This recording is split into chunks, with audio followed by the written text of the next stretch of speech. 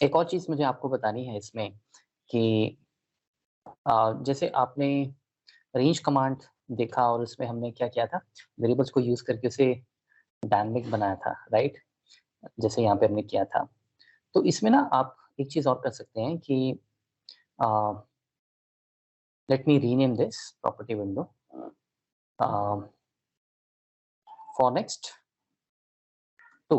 Okay, देखिए जो जैसे सपोज़ आपको अगर डायगोनली चलना है फॉर एग्ज़ाम्पल, जैसे मैं आपको एक एग्ज़ाम्पल देता हूँ कि लेट्स से मुझे यहाँ पे स्टार या कुछ भी प्रिंट करना है, ठीक है? I want to print like this, this, this, this, 1 2 3 4 5 6 7 8 9 10। Let's say मुझे इस तरह से प्रिंट करना है, ठीक है? Let me remove the grid lines. अब देखिए अगर हमें इस तरह से नंबर प्रिंट करना है तो हम लोग लूप कैसे लगा सकते हैं इसमें? This is the point. तो जैसे suppose first of all let's select the sheet 3, ठीक है? एंड नाउ फॉर एग्ज़ाम्पल अगर आपको लूप लगाना है माय रो के नाम से एक वेरिएबल बनाते हैं byte, for my row equals to 1 to 10, ठीक है? 10 टाइम्स चलेगा। अब इसमें देखिए क्या है, ये जो लूप आप हमने बनाया है, इसमें अगर मैं रेंज कमांड यूज़ करूँगा, जैसे हमने लास्ट टाइम किया था, ठीक है? तो इसमें 1 को हम चेंज नहीं कर सकते, जो ये जो हमारा 1 है, बिकॉज़ हमें डायगोनली अगर चलना है तो एक-एक रो नीचे चेंज होगा, राइट? तो ये जो 1 है, ये 2 होगा, फिर 3 होगा, 4 होगा। वो तो आप किसी भी वेरिएबल से कर सकते हैं। जैसे आपने सपोज़ माय रो का वेरिएबल बना दिया, तो ये माय रो जो है ये 1 2 3 4 होता रहेगा अप टिल 10। लेकिन ये कंकैटिनेट जिसके साथ हो रहा है वो ए के साथ हो रहा है। तो मतलब आप A1 पे जाएँगे, A2, A3, A4, A5, लेकिन हमें एक्चुअल में प्रॉब्लम ये है इस बार कि हमें A के बाद B में जाना है। और रो तो बढ़ रहा है 1 2 3 4 5, लेकिन कॉलम भी बढ़ रहे हैं और कॉलम हमेशा अल्फ़ाबेट होते हैं, आपको मालूम है, राइट? तो मैं इस A को A+1 नहीं कर सकता ना। हम ये नहीं कह सकते कि चलो A को B कर दो आप ऐसे, समझ रहे हो बात को? तो ऐसी सिचुएशंस में जब आपको कभी रो और कॉलम दोनों रोटेट करने हों, जैसे इस केस में है, तो आप एक और चीज़ कमांड यूज़ कर सकते हैं। मैक्रो जब रिकॉर्ड करता है तो वो ये कमांड यूज़ नहीं करता। क्या कमांड है? सेल्स। ये देखिए, सेल्स, ठीक है? सेल्स ये क्या करता है? ये एबीसी नहीं लेता इनपुट में, ये लेता है रो नंबर्स 1 2 3 4 इस तरह से। जैसे ये रो ले लेगा, आपको बताओ रो क्या है? जैसे आप सपोज़ मैं कहता हूँ मुझे A1 पे जाना है, तो my row is 1 and the column क्या होगा? 1 डॉट सिलेक्ट। आप इस तरह से कोड रन कर सकते हो, ठीक है? इसके बाद अगर हमें आगे जाना है, तो आगे जाने के लिए हमें क्या करना पड़ेगा? हमें आगे जाने के लिए 2 में जाना है, फिर 3 में जाना है, फिर 4 में जाना है। तो एक्चुअल में आपका रो चेंज होगा। तो रो आप यहाँ पे फिर 2 कर दीजिए, कॉलम भी 2 कर सकते हैं। ये डिफरेंस है रेंज कमांड में और इसमें। तो सिचुएशन के हिसाब से हमेशा तैयार रहेंगे और इनको यूज़ करेंगे। तो अगर मैं ये क्योंकि हर बार आप जब सी पे होंगे तो कॉलम 3 और रो 3 होगा, फिर 4, 4, 5, 5 ठीक है? तो मैं यहाँ पे इसको डायनामिक कर दूँगा इस तरह से। और मैं क्योंकि हमें सेल नहीं सिलेक्ट करना है, हमें प्रिंट करना है लेट्स से स्टार। समझ रहे हो बात को, है ना? तो डॉट वैल्यू यूज़ करेंगे। लेट्स से ये स्टार मैंने यहाँ प्रिंट कर दिया, आप कुछ भी कर सकते हैं, कोई दिक्कत नहीं है।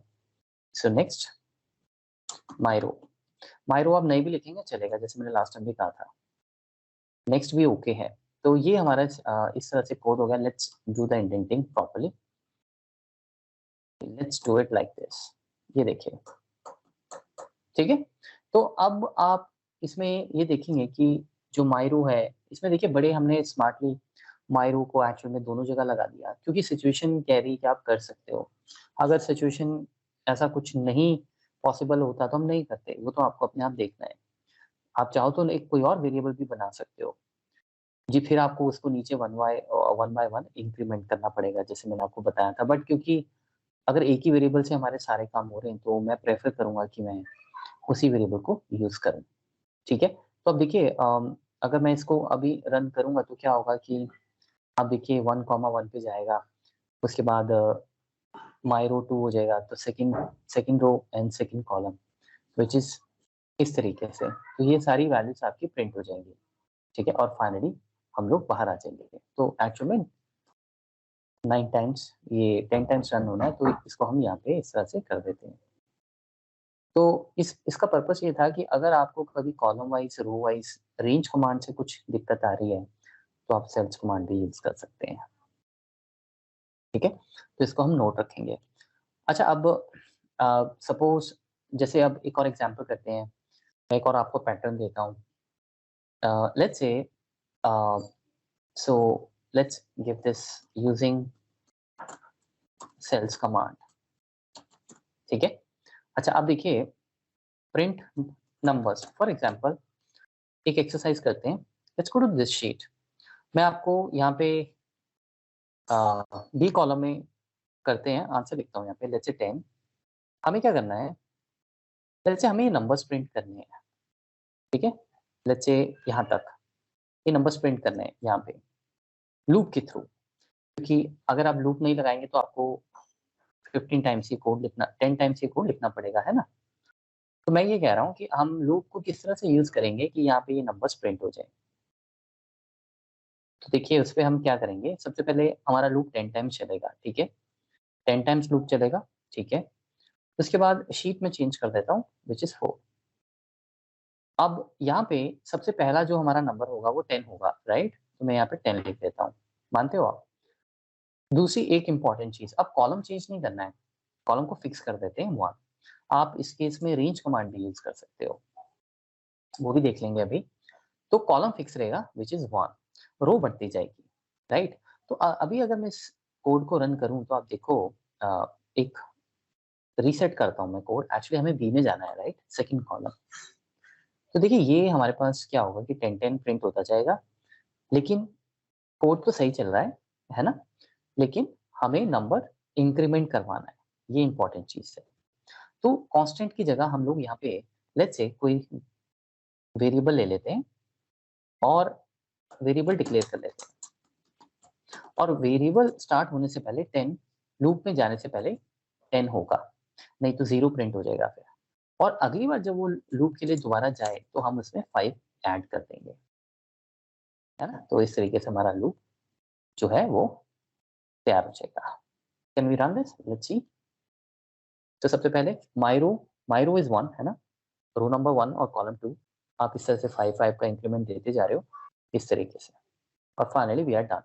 ये देखिए, समझो बात को। तो इस तरह से मतलब लूप्स हम यूज करते हैं, ठीक है। अब इसी कमांड को मैं चाहूँ तो रेंज के थ्रू भी यूज कर सकता हूँ।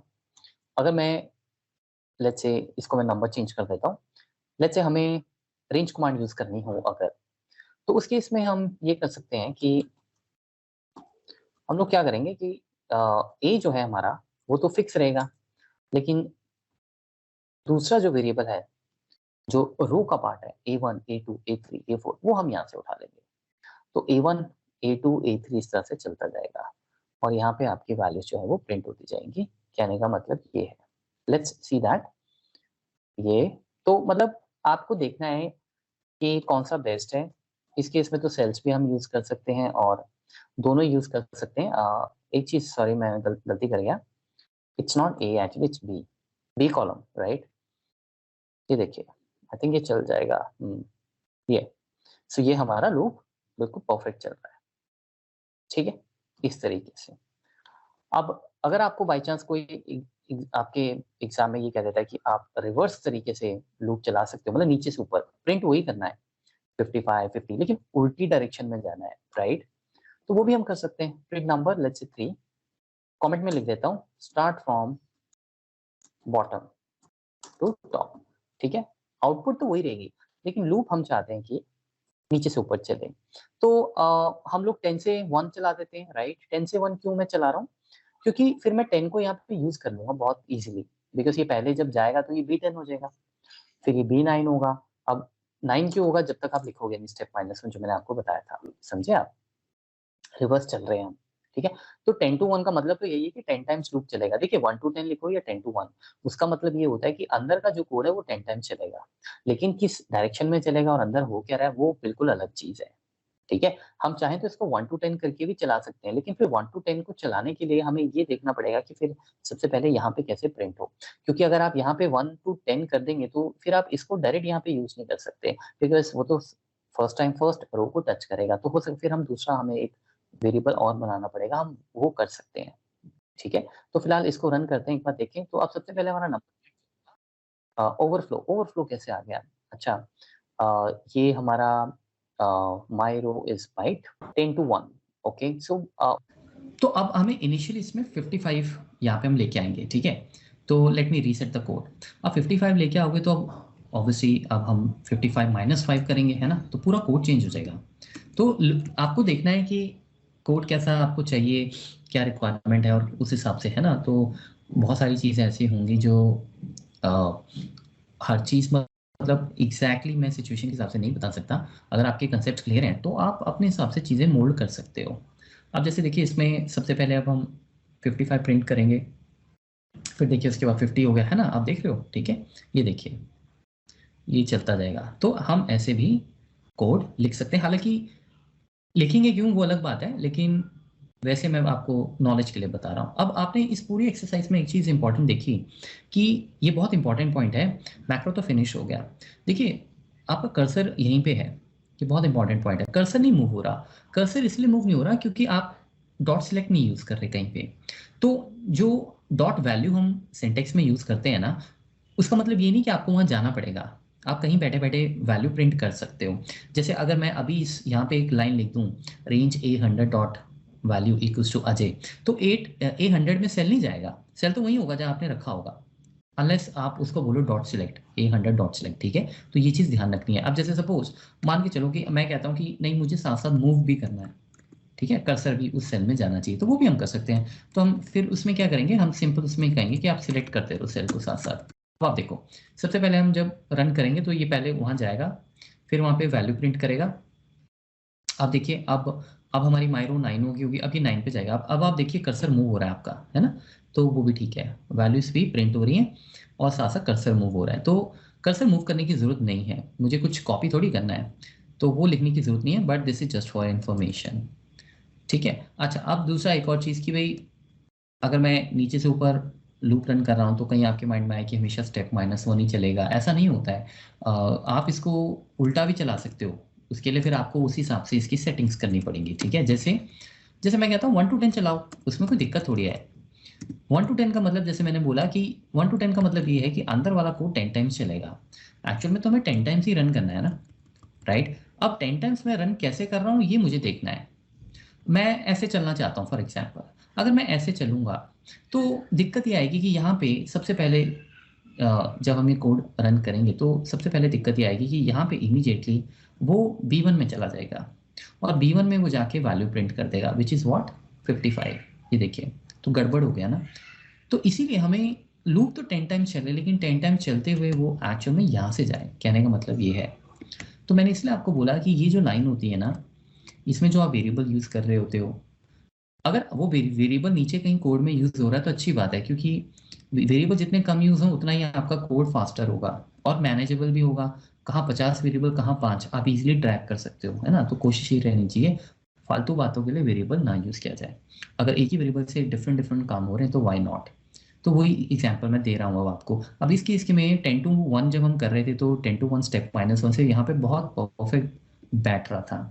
अब इस केस में हमें थोड़ा क्या करना पड़ेगा कि हमें ये तो हम चला रहे हैं बट हमें एक वेरिएबल और डिक्लेयर करना पड़ेगा सो दैट हम इसकी जो मूवमेंट है उसको अलग से ट्रैक कर सकें, ठीक है। तो जैसे मैं कॉमा लगा के एक वेरिएबल और बना देता हूँ, लेट्स से इंडेक्स, ठीक है, रख रहा हूँ, या चलिए इंटीजर रख लेते हैं, ठीक है।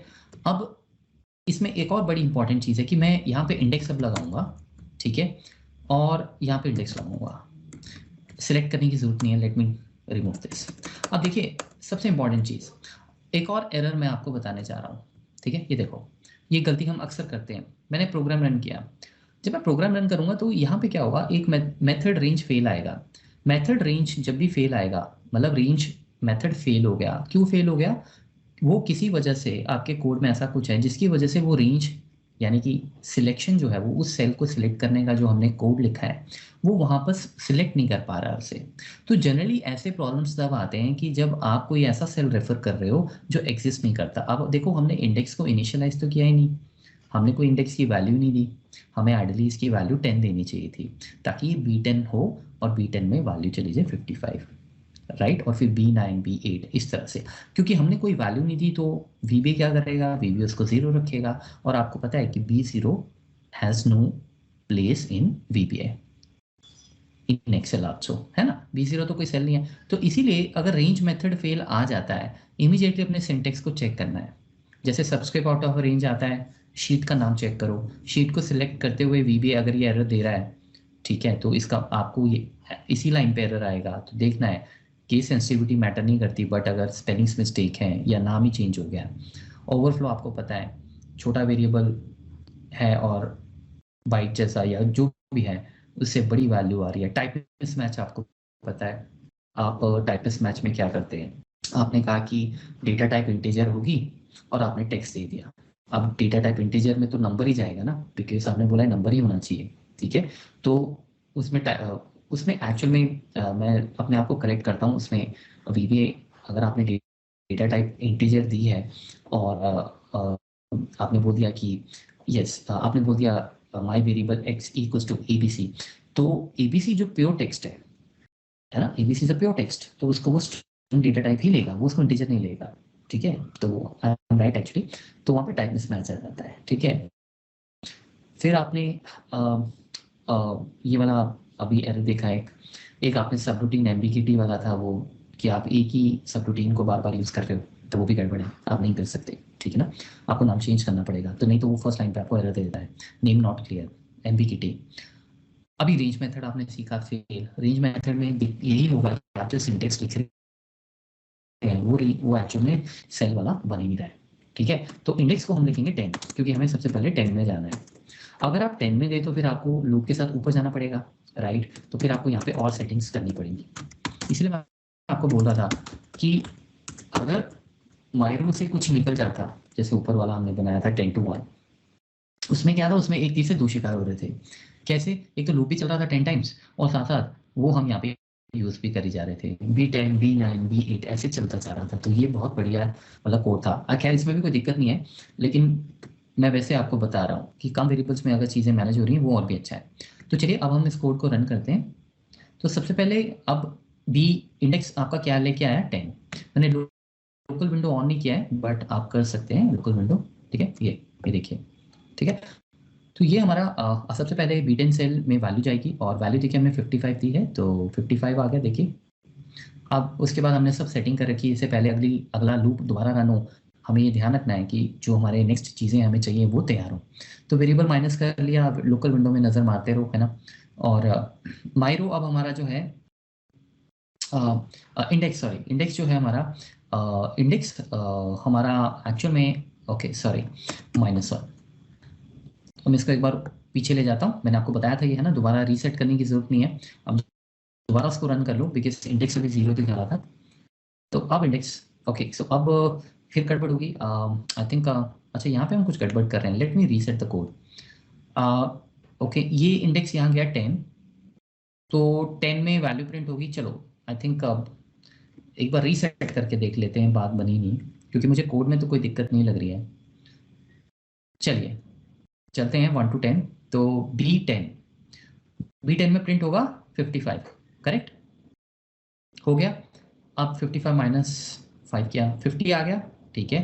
अब जो हमारा इंडेक्स है वो 9 होना चाहिए, यस, अब ठीक है। अब जब लूप दोबारा रन होगा नेक्स्ट, यानी कि सेकेंड टाइम जब लूप रन होगा, उसको 10 टाइम्स रन होना है, तो इंडेक्स 9 है ना, यानी B9। तो B9 पे हम अगली वैल्यू प्रिंट करेंगे 50, बहुत बढ़िया, ये देखिए। तो इस तरह से हमारी वैल्यू जो है वो माइनस होती जाएंगी, क्या कहते हो, देख रहे हो, ठीक है।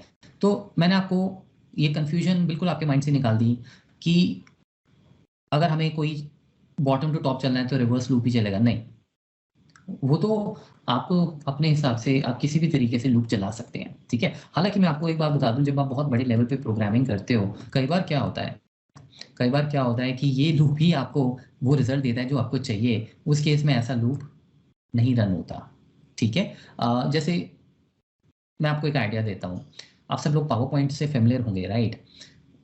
सपोज क्योंकि VBA से आप पावर पॉइंट की स्लाइड्स भी बना सकते हैं, ठीक है, VBA से बहुत कुछ होता है। तो सपोज आपके पावर पॉइंट में 20 स्लाइड्स हैं। अब आपको हाई लेवल का प्रोग्राम होगा, ये सिर्फ समझना है आपने। अब आपको सपोज कोई कहता है कि मुझे लास्ट की 3 स्लाइड्स यानी 10 9 और 8, ठीक है, ये रिप्लेस करनी है दूसरी स्लाइड से जो कहीं और पड़ी है, दूसरी एक पावर पॉइंट में, राइट। तो उस केस में आप इस तरह से ये वाला लूप चला सकते हो कि भाई फ्रॉम 10 to 1 -1 और 10 to 7 actually 10 slide 9 slide 8 slide, मतलब जितनी भी 3 स्लाइड तो मतलब 10 8 9, ठीक है, 10 9 8 10 9 8 पे गया, उसका लूप आउट, सिंपल, समझ रहे हो। तो आप उस केस में 1 to 10 क्यों करोगे, कोई सेंस नहीं बना ना, क्योंकि आपको स्लाइड ही 10 पिक करनी है। तो ऐसे केस में आप नीचे से ऊपर जाना प्रेफर करोगे, है ना, बेस्ट रहेगा आपके लिए। मतलब हो सकता है कि आप 1 to 10 भी चला लो, पर फिर 1 to 10 में आप स्किप करते चलो, ये 1 स्लाइड छोड़ो 2 स्लाइड, क्यों, इतना टाइम किसके पास है ना। तो अब मान के चलो आपके पास 200 स्लाइड्स हैं, जैसे मैंने किसी क्लाइंट का प्रोजेक्ट बनाया था, वो लोग एक हफ्ता 3-4 लोग बैठकर उस पावर पॉइंट को, बिजनेस पीपीटी को तैयार करते थे, एक हफ्ता बनता है, 200 स्लाइड थी, आप इमेजिन करो, ठीक है। तो वो 200 स्लाइड्स में अगर मुझे पीछे से काम करना हो किसी स्लाइड पे, तो मैं यही वाला लूप यूज करूंगा ना, मैं क्यों 1 to 200 जाऊंगा। मुझे कोई बोलता है 200 199 198 3 स्लाइड्स को इस पे कुछ डिलीट करना है, जैसे इसमें एडिटिंग करनी, तो मैं भाई ऊपर से क्यों जाऊंगा, है ना, टाइम वेस्ट नहीं होगा, फालतू में लूप चल रहा है। तो ऐसी सिचुएशंस में हम ये लूप यूज कर सकते हैं, तो वो आपको ही देखना होता है, ठीक है। बट हमारे पास मेथड्स सारे अवेलेबल हैं, ठीक है। सो हमने लास्ट टाइम प्रैक्टिकल बेस में ये किया था डेफिनेटली। अब मैं आपको एक और लूप बताता हूँ, एक और लूप है हमारे पास, इंसर्ट मॉड्यूल करते हैं, जिसका नाम है डू वाइल।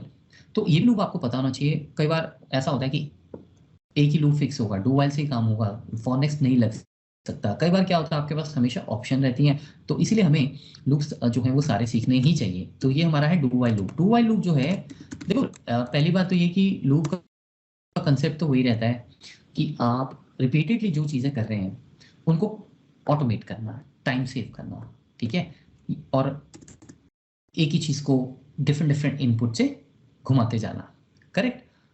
तो लूप्स तो सारा वही करते हैं, लेकिन हर लूप का अपना एक तरीका होता है। जैसे डू वाइल क्या करता है, डू वाइल है तो लूप ही, तो मतलब वो भी हमारा उसी लिए यूज होता है, रिपीटेडली हमें अगर कुछ करना है, ठीक है। लेकिन इसका तरीका अलग है, इसका सिंटेक्स अलग है। डू वाइल क्या करता है, do while condition based macro है, लूप है। मतलब जैसे फॉर नेक्स्ट में तो आप सीक्वेंस दे देते हो कि मुझे 10 टाइम्स रन करना है, 10,000 टाइम्स रन करना है, और फिर वो उतनी बार रन करेगा। डू वाइल में आप ये कहते हो कि जब तक ये कंडीशन मीट नहीं होती है, तब तक आप ये कोड रन करते रहिए।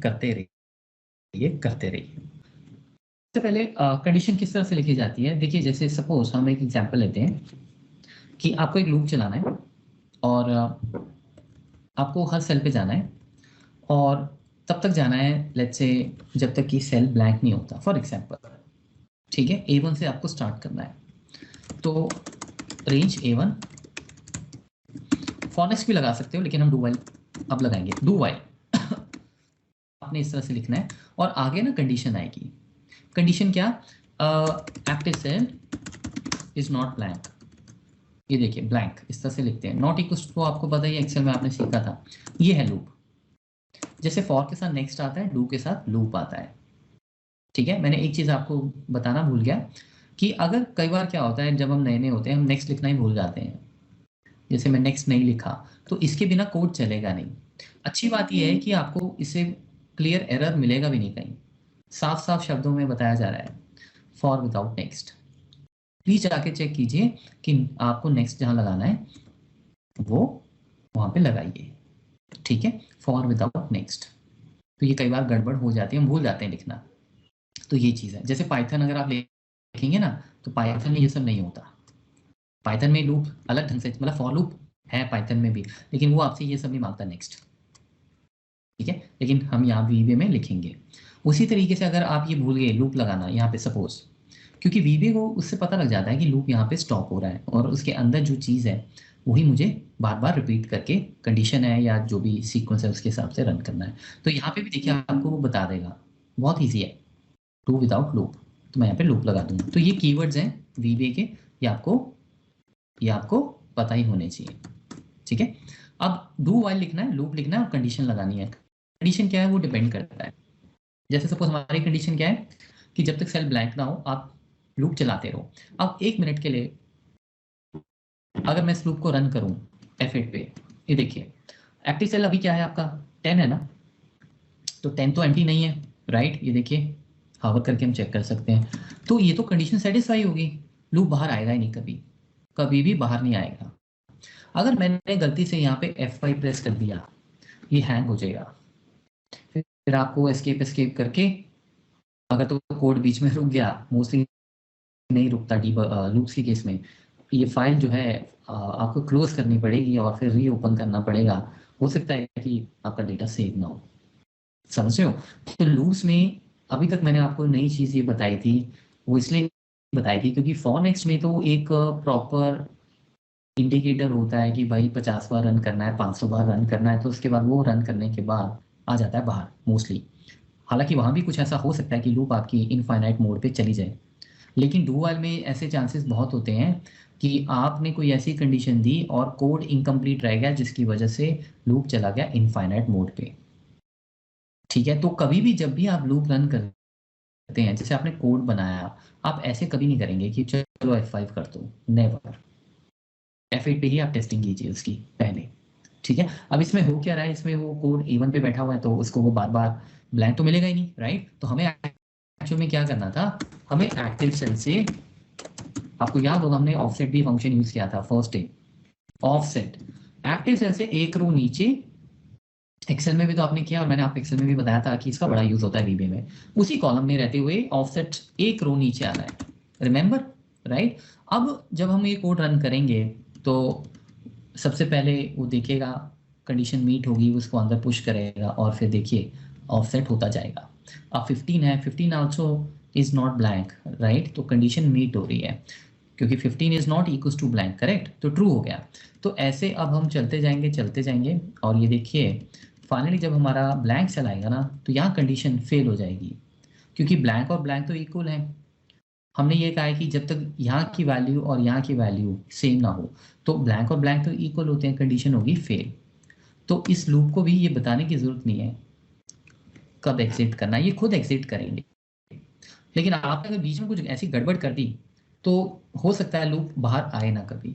इसीलिए हमेशा लूप को आप F8 करके ही चेक करेंगे। अब जब मुझे पता लग गया आई कैन रन दिस, अब कोई दिक्कत नहीं है। ठीक है, अब आपको एक और इंटरेस्टिंग चीज बताता हूँ, ये भी आप गड़बड़ कर सकते हो। सपोज मैं A1 पे लिखना भूल गया, मैंने नहीं लिखा, या किसी ने आपको बोला कि यार ये बताओ क्या गड़बड़ है यार, ये लूप क्यों नहीं रन हो रहा, देखो ये लूप पहली बारी में ही एग्जिट हो जा रहा है, क्यों हो रहा है? क्योंकि अगर आपका सेल ही ब्लैंक है, आइडियली आपको यहाँ होना चाहिए ना, अगर ये हमारा टास्क था कि हम ऊपर से नीचे जाते जाएंगे। अब मैंने पहले ही सेल को ब्लैंक रखा हुआ है, तो क्या होगा, वो ब्लैंक और ब्लैंक तो इक्वल हो गए, कंडीशन क्या होगी, फेल होगी। तो कंडीशन फेल होगी तो क्या होगा, अब बाहर आ जाओगे। ठीक है ना, इसलिए हमने लूप से पहले A1 सिलेक्ट करके रखा हुआ है। अब कई बार क्या होता है, आप ये भी गड़बड़ कर सकते हो कि आप बोलो कि भाई A1 में आ जा, मतलब आप ये सिंटेक्स लूप के अंदर ले दो, एक एक चीज आपके कोड को खराब कर सकती है, छोटी से छोटी चीज। हर लॉजिक की अपनी एक जगह है। लूप के अंदर लिख दूंगा तो क्या होगा, देखो आपने लूप चलाया, पहली बात तो अभी लूप चलेगा ही नहीं क्योंकि आप ब्लैंक पे बैठे हो, A11, करेक्ट? ब्लैंक पे बैठे हो ना, तो लूप आएगा नहीं अंदर क्योंकि कंडीशन फेल होगी। अब मान के चलो मैं यहां कर देता हूं, ठीक है? अब देखते हैं, देखो अब नीचे आए, वेरी नाइस। अब एक्टिव सेल क्या है, 15, राइट? तो 15 ब्लैंक नहीं है, कोड के अंदर आप आओ, कंडीशन मीट होगी ना। लेकिन अब आपने क्या कर दिया, आपने फिर उसे A1 पे पुश कर दिया, वो फिर A1 से नीचे एक रो आ गया, राइट? तो आप तो इस लूप से बाहर ही नहीं आ पाओगे, अब वो यहीं घूमता रहेगा, समझ रहे हो? तो A1 जो सिलेक्ट मैंने किया है, ऐसे नहीं मैंने उसको लूप से बाहर ऐसे ही रख दिया था। एक वो अगर आप लूप के अंदर कोई भी चीज लिखोगे तो ये ध्यान रखना है वो रिपीट होती रहेगी, तो ये भी इनफाइनाइट लूप है। अभी मैंने इसको रन कर दिया, ये अपने बाहर नहीं आएगा कभी भी। ठीक है, तो यहाँ पे ये लाइन बिल्कुल नहीं हम लिखेंगे क्योंकि अगर मैंने इसे यहाँ लिख दिया तो वो A1 पे ही घूमता रहेगा। ठीक है, this line will take our loop on infinite mode, not right here. मेरा कहने का मतलब ये है कि आप जो भी लाइंस लिखते हो लूप के अंदर लूप के बाहर, वो सोच समझ के लिखना है। ठीक है, तो ये बहुत हमें इंपॉर्टेंट चीज़ है, इसका ध्यान रखना है। आप इसमें कुछ और कंडीशन भी यूज़ कर सकते हो, ऐसा नहीं है कि ब्लैंक के लिए, मतलब आप कंडीशन तो देखो हम कुछ भी यूज़ कर सकते हैं। सपोज मैं कहता हूँ कि आप तब तक मूव करो जब तक कि आपको वैल्यू लेस देन 30 मिलती है फॉर एग्जांपल, तब तक मूव होते रहो। तो आप क्या करोगे, आप यहाँ पे ये लिखोगे कि जो एक्टिव सेल है जब तक उसकी value less than equal to 30 है मूव होता रहे। ये कोड बन गया आपका, ठीक है ना, ये कोड बन गया आपका। देखें जरा आप दोबारा, इसको मैं हटा देता हूँ। पहला हमारा एक्टिव सेल, आप यहाँ पे हावर करके भी देख सकते हो, ठीक है, हावर किया मैंने। अब एक चीज़ समझिए यहाँ पे, चलो पहले कोड रन कर लेते हैं। नीचे आए आप, ये देखिए चल रहा है कोड। अब 35 उसे जहाँ भी मिलेगा ना, मतलब 30 से वैल्यू जब भी बड़ी मिलेगी ये बाहर आ जाएगा, क्योंकि कंडीशन मीट नहीं हुई। सिंपल सी बात है, ठीक है। अब इसमें मैं आपको एक इंपॉर्टेंट चीज़ और बताना चाहता हूँ। कई बार क्या होता है, जैसे आपने ये रन किया, ठीक है, अब एक्टिव सेल में क्या वैल्यू आपको पता है, ये एक ऐसा सिंटेक्स है जो कुछ ना कुछ रिटर्न कर रहा होगा। जैसे ये सेल तो कुछ रिटर्न नहीं करेगा ना, ये एक्शन कर रहा है, ये सिलेक्ट कर रहा है किसी चीज़ को। अब एक्टिव सेल में क्या वैल्यू मैं देख सकता हूँ हावर करके, करेक्ट। पर अगर मेरा कोड लंबा है और मुझे इसको हमेशा अपने माइंड में रखना है ये क्या वैल्यू दी है, क्योंकि नीचे अगर आप कोड रन करते करते पहुंच गए कहीं यहाँ पे, राइट, तो आपको याद नहीं होगा यहाँ कहीं आप बैठे हो कि ऊपर वैल्यू क्या थी। आप दोबारा ऊपर हावर करने थोड़ी जाओगे, होना चाहिए ना, मतलब मैं दोबारा हावर करता करता तो थक जाऊंगा। अब अब मैंने लोकल विंडो को नाम क्यों नहीं लिया, क्योंकि लोकल विंडो तो वेरिएबल्स के लिए है, इसमें सिंटेक्स की वैल्यू कैसे आ सकती है। एक्टिव सेल डॉट वैल्यू तो वेरिएबल है ही नहीं, this is not a variable, मानते हो, है ना। तो अगर हमें कोई ऐसा सिंटेक्स जो कुछ रिटर्न कर रहा है उसको भी ट्रैक करना है, तो हमारे पास एक और डिबगिंग टूल है, एक और डिबगिंग टूल है विच इज एक और debugging window, I am sorry, which is watch window. Watch, नजर रखना, ठीक है, लोकल तो पता ही है आपको। वॉच क्या करता है, देखो ये है वॉच विंडो, ठीक है। वॉच विंडो की खासियत ये है, और ये लोकल विंडो से डिफरेंट कैसे है, पहला तो ये कि आप इसमें कोई भी ऐसा सिंटेक्स जो आपको लगता है कि मुझे ट्रैक करना है, आप इसे सिलेक्ट करके यहाँ पे ड्रैग एंड ड्रॉप कर सकते हो। ये देखो, अब ये यहाँ विंडो पे रहेगा, अब आप नीचे जाते जाओ आपको पता याद रहेगा। ऐसे आप जितने मर्जी सिंटेक्स यहाँ पे डाल सकते हो, लेकिन ऐसा ही सिंटेक्स डालना है जो कुछ करे, रिटर्न करे। जैसे ये एक सिंटेक्स है, मैंने इसको फिर सिलेक्ट किया और ड्रैग एंड ड्रॉप या कर दिया, ये देखिए। अब आप एक बात बताओ, ये वैल्यू क्या देगा आपको, आपको इसको क्या, आपको इसकी जरूरत है, वो ट्रू क्या है, ट्रू से मुझे क्या लेना देना है, कोई सेंस नहीं बना ना, बिकॉज ये सेल को सिलेक्ट कर रहा है, तो हमें तो वैल्यू ट्रैक करनी है ना, राइट। तो इसको राइट क्लिक कीजिए और डिलीट कर दीजिए, डिलीट, मैंने हटा दिया इसको। तो ऐसे बहुत सारे सिंटेक्स हो सकते हैं जो आपको ट्रैक करने हो तो आप यहाँ कर सकते हो। लोकल विंडो और वॉच विंडो में ये बहुत बड़ा डिफरेंस है, ठीक है। तो अब जैसे जैसे आपका ये एक्टिव सेल चेंज होता जाएगा, आप देखो आपका मतलब वहाँ पे सिंटेक्स जो है वो देखिए 20 हो गया, समझ रहे हो। तो मतलब हम ऐसे भी ट्रैक कर सकते हैं अगर कभी आपको इसकी ज़रूरत पड़ जाए। एक और बेनिफिट है वॉच विंडो का, सिंटेक्स वाइज तो वो कर ही रहा है, एक और चीज़ आप कर सकते हो। जैसे सपोज कोई भी पुराना कोड, हम ऊपर वाला कोड उठाता हूँ मैं, ये देखिए, ठीक है, लोकल विंडो ऑन कर लिया, वॉच विंडो भी ऑन कर लिया, ये वॉच विंडो है। दोनों को सेट कर लेता हूँ निकाल के बाहर, ये वॉच है, ये लोकल है। लोकल क्या करेगा, वेरिएबल दिखाएगा, है ना, बाय डिफॉल्ट उस प्रोग्राम के, ये देखिए, करेक्ट। वॉच विंडो भी आपको वेरिएबल्स दिखा सकता है, आप अपनी मर्जी से ट्रैक कर सकते हैं। वो सिस्टम के आपके सब रूटीन के वेरिएबल्स नहीं दिखाता, जो आपको चाहिए वो दिखाता है।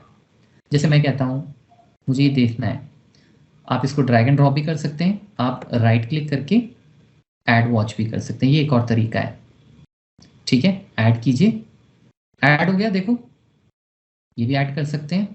तो अगर मेरे पास 50 वेरिएबल्स हैं लेकिन मुझे सिर्फ 5 और 6 वेरिएबल ही ट्रैक करने हैं, राइट, तो लोकल में तो आपको 50 के 50 दिखेंगे, तो आपको थोड़ा सा उसमें डिस्कम्फर्ट हो सकता है ट्रैक करने में, क्योंकि सारे दिख रहे हैं। तो आप ये भी कर सकते हो कि मुझे जिनको ट्रैक करना उनको मैं यहाँ ले जाऊँ बस, फिर वो दिखते रहेंगे। तो ये भी एक डिफरेंस है लोकल विंडो और वॉच विंडो में। ठीक है, सिंटेक्स तो दिखाता ही है, वेरिएबल भी दिखाता है, लेकिन वेरिएबल वो अपनी तरफ से ऐड नहीं करता, आप खुद वॉच डाल सकते हैं। ठीक है, तो वॉच विंडो भी इस तरह से हम यूज़ कर सकते हैं। तो आपको दो विंडोज़ पता लग गए। एक विंडो और होता है, आपने देखा होगा, इमीडिएट। इसका लोग अक्सर यूज़ नहीं करते हैं, बट जिनको करना है वो तो अब ऑफ कोर्स यूज़ करेंगे, हर चीज़ की इंपॉर्टेंस है, बट इसके बिना भी काम आपका अच्छे तरीके से चल जाएगा, इनके बिना मुश्किल है। लेकिन ये अच्छे लेवल का प्रोग्रामर इसे भी बड़ी स्मार्टली यूज़ करता है, and I tell you the use of this. ठीक है, हालांकि पहले तो बहुत ज़्यादा इंपॉर्टेंट है, स्पेशली लोकल तो है ही।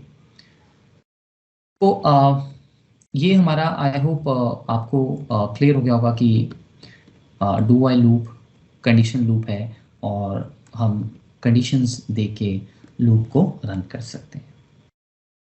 तो ये डिफरेंस है दोनों लूप्स में कि फॉर नेक्स्ट एक सीक्वेंशियल लूप है, इनपुट्स लेके चलता है। डू वाइल एक कंडीशनल लूप है, कंडीशन मीट जब तक हो रही है लूप चलता, और लूप वर्ड डू में बहुत इंपॉर्टेंट है, और नेक्स्ट वर्ड फॉर में बड़ा इंपॉर्टेंट है। अब हम इसी से नेक्स्ट टॉपिक स्टार्ट करते हैं। लेट्स टेक 10 मिनट्स ब्रेक, जो कि लास्ट टॉपिक है, इफ कंडीशंस। लूप और इफ का आपस में बहुत बड़ा कनेक्शन है। इसके बिना आप लूप्स, मोस्टली जब आप इफ लगाएंगे तो आप लूप्स लगा ही रहे होंगे, अभी आपको क्लियर हो जाएगा। देखिए, इफ बहुत इजी है। लेट्स से टेबल लेता हूं मैं, इसे कि अगर स्कोर ग्रेटर देन 50 है तो पास, अदरवाइज फेल। तो you write if score greater than 50 then message box fail.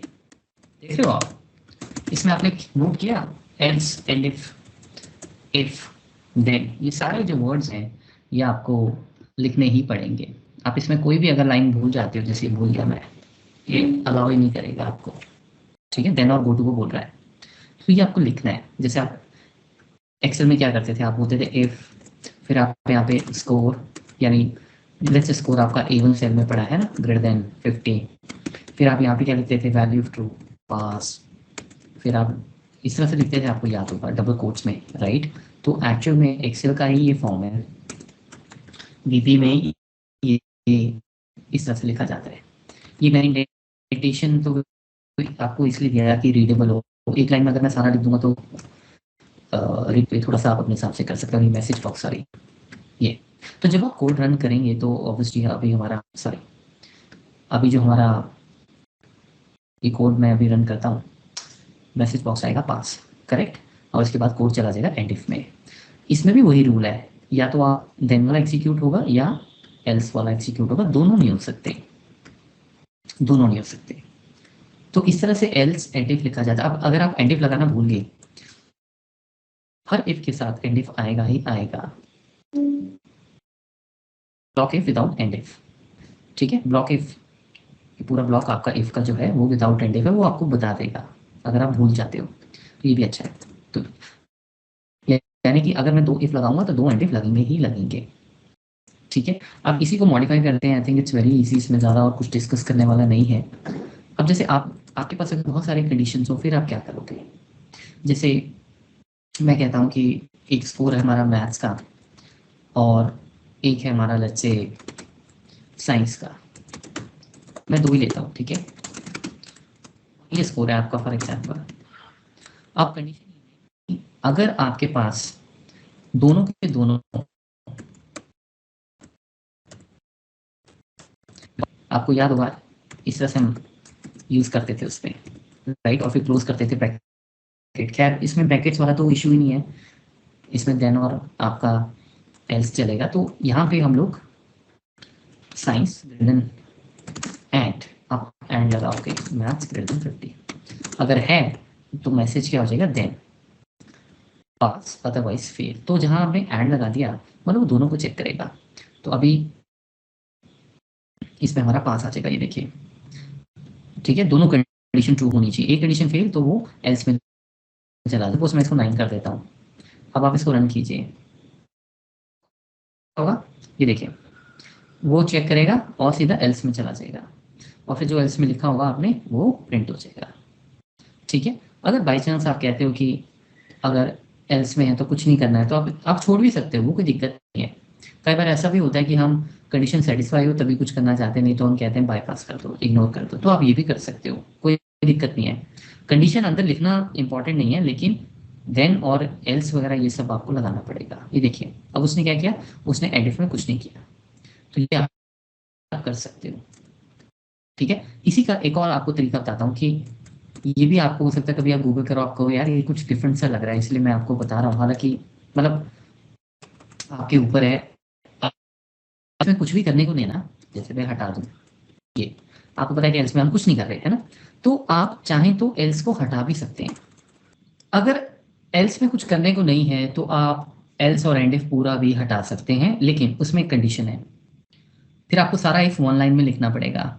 अभी नहीं आप लिख सकते बिकॉज अभी ये वन लाइन नहीं है, तो अभी तो वही एरर आएगा, वो बोल रहा है आपको एंड इफ नहीं है ना। ये देखिए ये, लेकिन अगर मैं ऐसे कर दूं, देखो ये, अब देख रहे हो आप, ठीक है, इस तरीके से देखो उसने कुछ नहीं किया क्योंकि कंडीशन फेल होगी। अब कंडीशन पास कर दें तो ये देखिए, ये देखिए मैसेज बॉक्स पास, समझ रहे हो आप, इस तरीके से।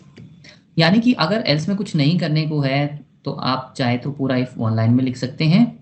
अगर एल्स में आपको अलग अलग लाइंस में लिखना है बिकॉज ऐसे ज़्यादा समझ आता है आपको, तो एल्स में कुछ नहीं है तो फिर आप एंड इफ लगा सकते हैं।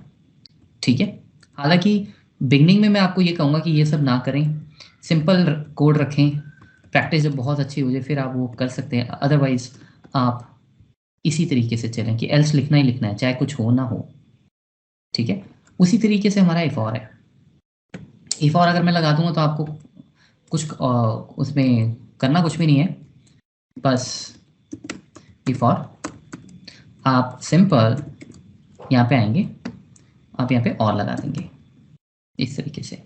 ठीक है, अब फिलहाल के लिए मैं इसको देन मैसेज बॉक्स देन को ऊपर ले जाते हैं बिकॉज वो आपको एक लाइन में लिखना पड़ेगा, देन ऐसे। ठीक है, मैसेज बॉक्स थोड़ा सा मैं इंडेंटेशन देता हूँ, एल्स आ गया आपको। ठीक है, अब और चलेगा, यानी कि आपके पास दोनों कंडीशंस में, या आपने ज़्यादा कंडीशन भी अगर दी हो, आप और लगाते जाएंगे इस तरह से, वो कोई प्रॉब्लम नहीं है। ठीक है, सो अब इस केस में अगर जैसे मैं एक फेल भी कर दूं तब भी ये पास होगा बिकॉज दूसरा कंडीशन जो है, देखिए एंड इफ भूल गया मैं, दूसरा कंडीशन पास हो रहा है, मीट हो रहा है। So let me go here and ये देखिए आप पास आ गया। अगर और लगा दूंगा तो गड़बड़ है। ठीक है, तो ये सब तो आपने पहले देखी हुई चीज़ें, तो बस ये ध्यान रखना है। अगर आप कोई दो चीज़ें अलग अलग ट्राई करना चाहते हैं, जैसे देखिए सपोज आपने कहा कि ये एक एज ले लेते हैं फॉर एग्जांपल, या चलिए बोर्ड ले लेते हैं। ठीक है, बोर्ड है सीबीएसई, देखो इंटरेस्टिंग है ये, बोर्ड है सीबीएसई। ठीक है, बोर्ड भी डिक्लेयर कर लेते हैं, नहीं तो वेरिएबल नॉट डिफाइंड का एरर आ जाएगा क्योंकि हमने ऑप्शन एक्सप्लिसिट ऊपर ऑन किया हुआ है। तो बोर्ड लेते हैं सीबीएसई है, सॉरी बाइट नहीं स्ट्रिंग। अब फॉर एग्जाम्पल आपके पास दो चीज़ें करने को हैं। कंडीशन क्या है कि if score in both subjects is more than 80, board is CBSE, you are eligible, otherwise not eligible. है आपको, हम ये करना चाहते हैं। अब देखो इसमें क्या है, आप इसमें कंडीशन समझो, आप दोनों सब्जेक्ट में सीबीएसई होना चाहिए तो आप एंड लगा दोगे, मानते हो, मैंडेटरी हो गया, राइट।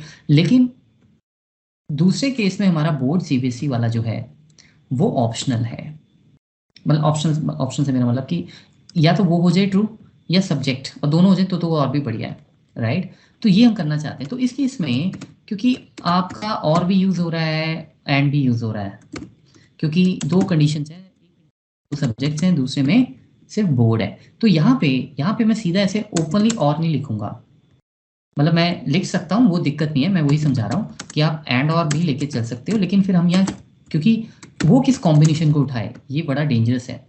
वो यहाँ से यहाँ उठाए, इसको उठाए या इसको उठाए, या तीनों को एक साथ उठाए, समझ रहे हो? तो हम एंड वाले को क्या करेंगे, ब्रैकेट्स में डाल देंगे ऐसे। आपको पता ही है ब्रैकेट्स अगर डाल दिया तो कहानी पूरी चेंज हो जाती है। मैं बोलूँ 2 multiply by 3 2 multiply by 3 plus 10, आपको पता है इसमें तो 3 + 10 भी पहले हो सकता है, या 2 × 3, मतलब वो हमारा बॉडमास वाला रूल अप्लाई हो जाता है, राइट? बट अगर मैं कहीं पे ब्रैकेट लगा दूँ, जैसे मैं बोलूँ कि भाई आप पहले ये करोगे इस तरह से, तो वो मल्टीप्लाई नहीं करेगा, वो 13 पहले ऐड करेगा और उसके बाद मल्टीप्लाई करेगा, ठीक है? तो वही चीज़ है कि आपने अगर यहाँ ब्रैकेट लगा दिया, लेट मी चेंज दिस, तंग कर रहा है ये, हाँ, तो आपने ब्रैकेट लगा दिया तो उसको ये पता है कि ये दोनों ही ट्रू होने चाहिए, लेकिन इसमें चॉइस है, यानी इसमें और इसमें दो अलग अलग चीज़ें होगी। तो आप इस तरह से भी पेयर बना सकते हो। अब जैसे सपोज ये देखिए, इसमें क्या है, इसमें आप देखो कि स्कोर मेरा, इसमें हमने एंड लगाया हुआ है, यानी मैं कह रहा हूँ दोनों में ग्रेटर देन 50 होना ही चाहिए, राइट? होना ही चाहिए, जबकि नहीं है, मैथ्स में नहीं है, लेकिन फिर भी अगर आप इसको रन करोगे तो एलिजिबल हो जाते हो। क्यों?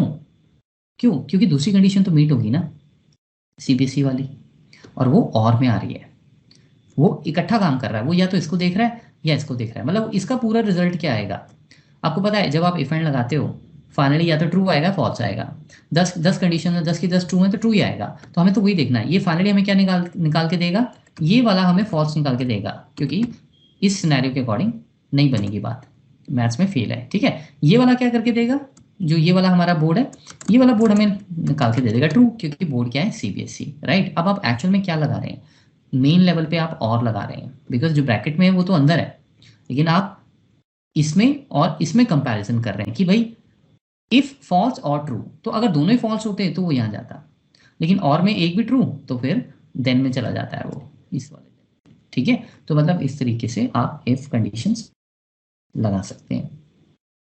आई थिंक ये काफ़ी ईजी है, ठीक है? अभी हमें जो इम्पोर्टेंट जो चीज़ करनी है, जो अब ये तो सिंपल इफ थे, अब देखिए आप अगर इस पूरे के पूरे एक्सरसाइज में अभी तक हमने एक चीज़ देखी कि अगर कंडीशन मीट हो रही है तो ये करो, अगर कंडीशन नहीं हो रही मीट तो वो करो, राइट? वही सेम एक्सेल वाला कंसेप्ट। लेकिन अगर आपको कंडीशन मीट नहीं हो रही है और फिर आप कहते हो कि नहीं, अभी हम आगे और जाएंगे, हमें एक कंडीशन अलग से चेक करनी है। जैसे मैंने आपको बोला कि स्कोर इज ग्रेटर देन 90, ठीक है? हमने बोला एक्सीलेंट। अगर मैं कहूँ score is between 70 and 90, good, समझ रहे हो? अगर मैं बोलूँ 40 एंड 70 बिटवीन, समझ रहे हो आप, है ना? और अगर लेस देन 40 अब तो 4, और यहाँ पे नीड्स इंप्रूवमेंट, लेट्स से ये करना है आपको। अब आप एक एल्स के सहारे नहीं काम कर सकते, ऐसे सिनेरियो में हम क्या करेंगे, ठीक है ना? जैसे मैं अब स्कोर एक वेरिएबल ले लेता हूँ, एक ही वेरिएबल लूँगा, बाकी सब छोड़ देते हैं। तो लेट्स से हमारा स्कोर जो है वो फिलहाल है 87, ठीक है? अब लिखेंगे कैसे आप, देखो सबसे पहले तो आप 90 वाला उठा लो, ठीक है? आपने कहा स्कोर इज ग्रेटर देन 90, तो क्या होगा, एक्सीलेंट, बात खत्म हो जाएगी, कोड खत्म हो जाएगा, सीधा एंड सब में चला जाएगा कोड आपका, राइट? बीच में जो मर्जी लिखा हो। लेकिन अब अगर ऐसे सिनेरियो में स्कोर 90 नहीं है तो आप ये नहीं कह सकते पुअर या नीड्स इंप्रूवमेंट, आपको चेक करना पड़ेगा। तो वहां पे हम लगाएंगे एल्स इफ कि एक और कंडीशन रेडी है। अब आप कैसे करोगे, वही एंड लगाएंगे between greater than equals to 70 है, साथ ही साथ लेस देन इक्वल्स टू 90 है, तो आप क्या करोगे, तो आप लिखोगे गुड। यहाँ पे एक्सेल की बड़ी हेल्प मिलती है हमें, तभी बोला जाता है कि आप वीवी डायरेक्ट ना करें, थोड़ा एक्सेल का एक्सपोजर रहेगा, ज़्यादा नहीं थोड़ा रहे, आपको हेल्प मिलेगी। तो एलसीएफ लगा लिया, ठीक है? फिर आपने बोला गुड। अब कंडीशन है, बिकॉज हो सकता है उसका स्कोर 30 हो, फिर तो हम सारी चीज़ें कवर करेंगे एलसीएफ लगा के, इस तरह से। ये चीज़ मैं आपको बताना चाहता था। तो अब हमारा अगला स्कोर क्या होगा, ग्रेटर देन इक्वल टू 40, यानी 40 बीच में इंक्लूड हो और लेस देन 70 या 69 कर देते हैं। देखिए 70 तो है ही है, तो या तो आप लेस देन 70 कर दो, मैंने 69 लिख दिया, ठीक है? सो इस केस में क्या होगा, नीड्स इंप्रूवमेंट। अब देखिए फाइनली अगर ये भी नहीं हुआ तो ये तो श्योर है कि वो नंबर फिर नेगेटिव लेस देन 40 होगा। तो आप अब एल्स लगाएंगे और मैसेज बॉक्स में सिंपल लिख देंगे पुअर।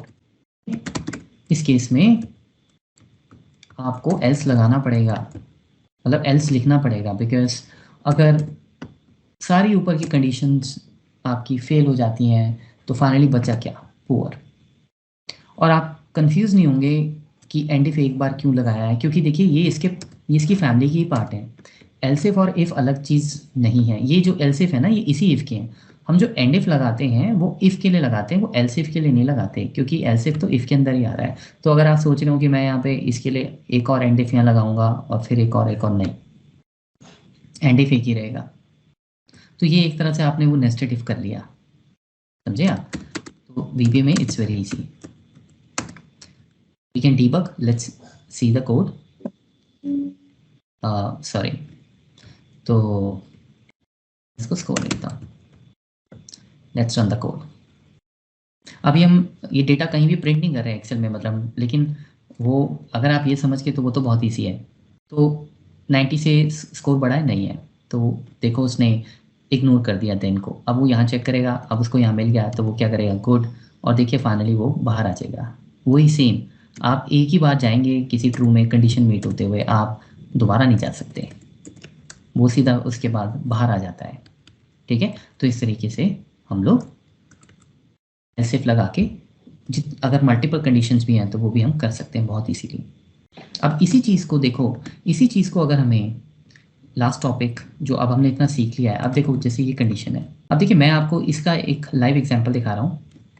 जैसे देखिए ये हमारा डेटा है, ठीक है। ऑब्वियसली इस चीज़ के लिए एक्सेल यूज़ कर सकते हो, फॉर्मूला लगा सकते हो, लेकिन अगर हमें इसको कोडिंग में करना है तो हम कैसे करेंगे। अब देखो मैं दो चीज़ें उठा रहा हूँ, दो स्कोर हैं आपके पास, ठीक है। तो हमारा कंडीशन क्या है, ये चीज़ करनी है हमें, ठीक है। अब सबसे पहले बेसिक लेवल पे लेट्स से आपको सिर्फ सेकंड रो का डेटा उठाना है, तो आपने क्या किया, आपने कहा Excel as byte, VB as byte, कुछ भी आप वेरिएबल का नाम ले सकते हो।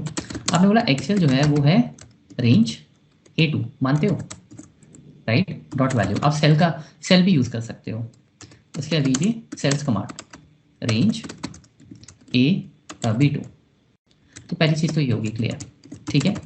हमने ये वैल्यू उठा ली, अब क्या लगेगा, if Excel greater than 50 and VBA greater than 50, then आपको क्या करना है, जो C में वैल्यू है C2 में, आपको क्या लिखना है, पास, करेक्ट। और अगर नहीं है तो आपको कुछ करना है तो आप लिख सकते हो, अगर आपको ब्लैंक छोड़ना है तो वो आपकी मर्जी है। उसी सेल में वी विल राइट फेल्ड।